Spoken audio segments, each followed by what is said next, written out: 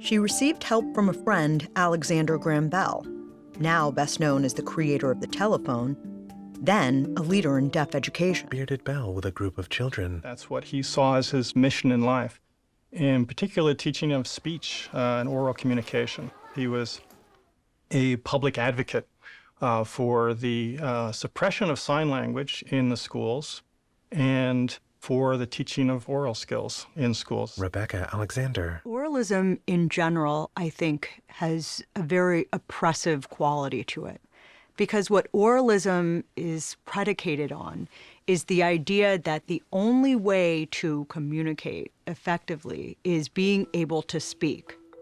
Speech teaching was a central part of Bell's life, and he married a deaf woman, Mabel Bell, A dark-haired woman. who was also a public advocate for the oral method. A photo of gray-bearded Bell. When Bell learned Helen was speaking, he went to Perkins and spelled questions into her hands. Questions written in cursive.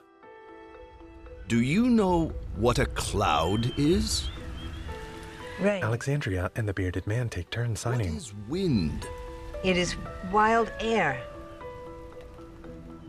What is thought? When we make a mistake, we say, I thought it was right. Where is your thought? Mind. My head is full of mind.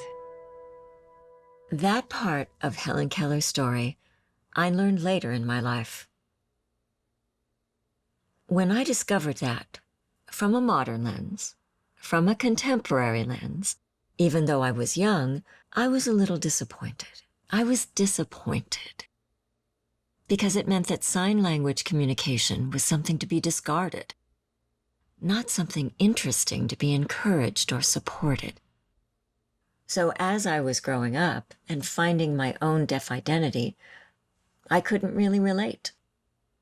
For that time, and who she was around, and how she was raised, I think the choice to assimilate more with her hearing peers and those in her environment, I get it. I get it. Closing title, Becoming Helen Keller. Text, premieres Tuesday, October 19th, 9 o'clock, 8 Central Time. Logo, PBS. Watch on the PBS video app.